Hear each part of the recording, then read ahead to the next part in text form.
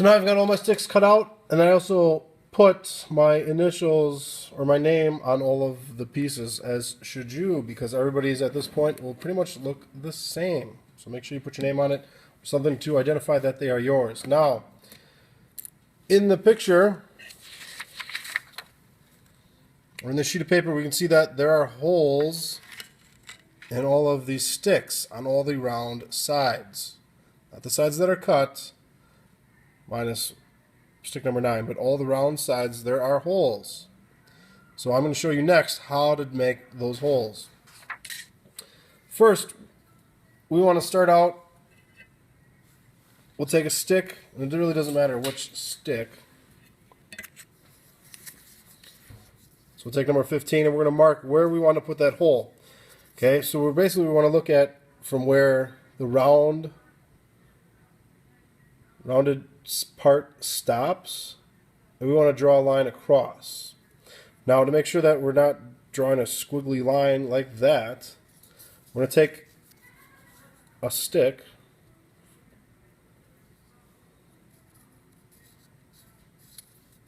just like that. Now we want to do that to every single stick. Now, I know this may sound like a lot of work. It's really not. And it will make your job for when it's time to put the holes in that much easier.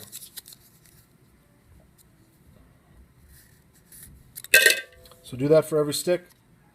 Okay, now that we've got the lines drawn on all of our sticks, now the reason we did this is because it will help us when we punch the holes, and then we should get them all punched in relatively the same spot. Now to punch the holes, we are going to be using this. Okay, this is a hole punch. This is designed to punch holes into steel. So that means punching into the wood, we should have no issue. Now, even though we can use this to punch holes in steel, we still only want to punch one hole at a time. Okay? And what we're going to do is we're going to put this in a vise, which I'll show you in a second, and then basically we're just going to line up the punch with the line that we've drawn here. And we want to put it right in the center. So here's the vise, spin it open. Take our hole punch, put it so the handle is in the vise.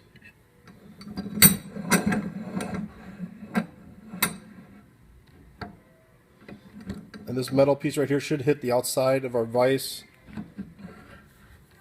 Should still be able to lift the handle up.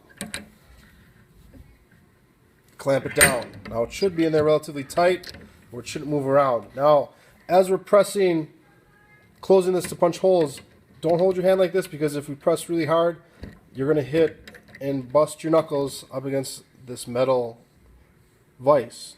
So as you're pushing down, go with an open palm and push this way, so that way you don't crunch and hurt your fingers. So what we're going to do, we lift this up, we take our stick, place it in here, just like that. Now, if I'm looking at it from the top, I want to make sure that it is centered from left to right, and my plunger should be just below the line that I drew. And basically hold on to the stick right here, press down, and it should go through and we get a hole just like that. Okay, see where it just kind of kissed the top of the line? That is what we're looking for. So we'll flip it on the other side.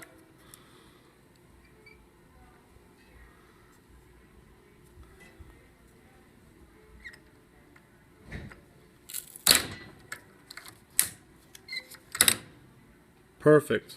Now, if you don't do that line, like if you just take a plain stick like this, and you just kind of guess where it's supposed to go, a couple things can happen. Especially if you go too high.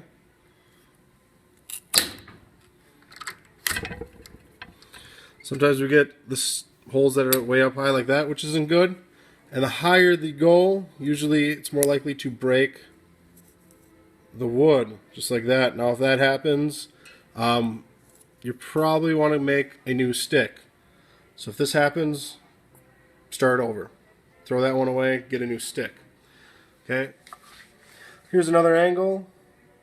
So as I put this in here, I'm centering it as much as I can. Sliding it in. And then making sure that it is just below that line.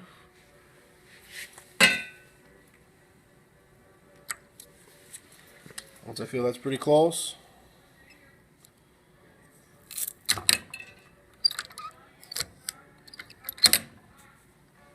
there we go, another perfect hole.